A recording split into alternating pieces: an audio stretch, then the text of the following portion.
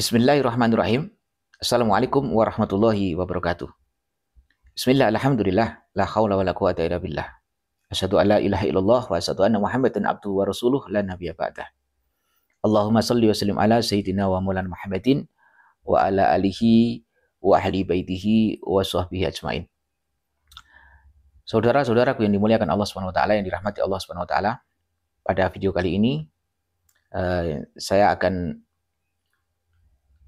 mengajak sahabat-sahabat semua untuk sama-sama belajar untuk mutolaah kitab I'rabul Qur'anil Karim, ya, kitab yang ditulis oleh Muhyiddin Ad-Darwis.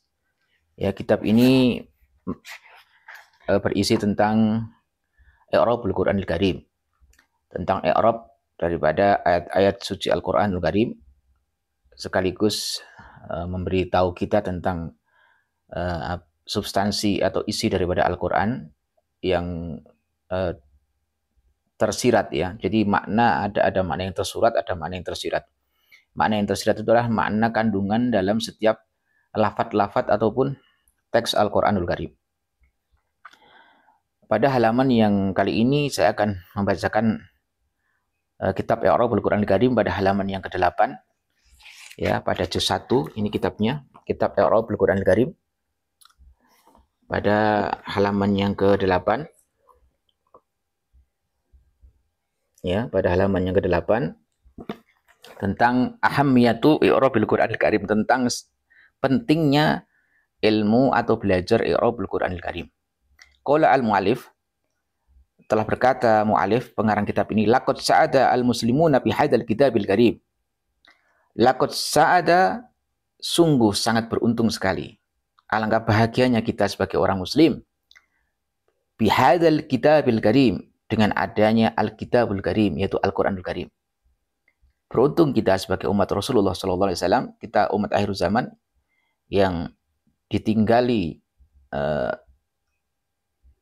warisan dari Rasulullah SAW yang merupakan wahyu dari Allah Subhanahu wa taala yang berupa kitab suci Al-Quranul Karim sebagai hujjah, sebagai pedoman, sebagai petunjuk kehidupan kita, baik dari aspek kehidupan ubudiyah, muamalah, ataupun tentang hubungan sosial. Karena Al-Quran ini merupakan kitab suci yang kamil, yang sempurna, dan juga yang samil, yang sangat luas dan sangat lengkap. Sehingga di dalam kitab suci Al-Quran ini tidak memerlukan lagi untuk dirubah, untuk diganti, ya, kemudian atau untuk dikurangi, direvisi, itu tidak memerlukan lagi. Al-Quran sudah kitabul kamil, kitab yang sempurna, dan kitab samil, kitab yang luas, komprehensif isinya. Laqad sa'ada al-muslimuna bi hadzal kitabil karim, sungguh sangat beruntung sekali bagi kaum muslimin dengan adanya kitab Al-Quran ini. Tetapi apakah cukup dengan kita merasa bangga dengan Al-Quran sebagai kitab suci kita? Sedangkan kitab suci Al-Quran tidak akan pernah menyelamatkan kita kalau tidak kita amalkan, tidak kita membaca, kemudian kita mentadaburi, kemudian kita mengamalkan daripada isi kandungan daripada Al-Quran. Alladzi ja'alallahu fi al-hudal qawim, atau al-hadjul qawim. Alladzi ja'alallahu fi al-hadjul qawim. Yang Al-Quran ini merupakan kitab suci yang Allah turunkan, yang Allah jadikan sebagai al-hadjul qawim, sebagai petunjuk yang al-qawim, yaitu petunjuk yang kuat dan petunjuk yang paten, ya. Jadi memang Allah menjadikan Al-Quran ini sebagai petunjuk bagi kaum muslimin. Wa aikonu bitajribati annahu la sarafa illa wal Qur'anun sabilun ilaih. Kemudian yakinilah bahwa sesuai dengan fakta, sesuai dengan realita dan kenyataan bahwa sesungguhnya annahu la sarafa illa wal Qur'anu sabilun ilaih. Tidak ada kemuliaan, tidak ada kebahagiaan, tidak ada kesuksesan, tidak ada suatu keberhasilan ataupun kemuliaan, kebenaran yang hakiki kecuali menggunakan Al-Quran sebagai sabilun ilaih, kecuali kita menempuh jalan yang ditunjukkan oleh Al-Quranul Karim. Wala khaira illa wa fi ayatihi dalilun alaih, dan tidak ada suatu kebaikan sedikit pun kecuali kita menggunakan ayat-ayat Al-Quran sebagai dalil, sebagai hujjah, sebagai argumentasi kita, ya, di dalam kehidupan sehari-hari. Dalam setiap persoalan apapun. Wala khaira illa wa fi ayatihi dalilun alaih.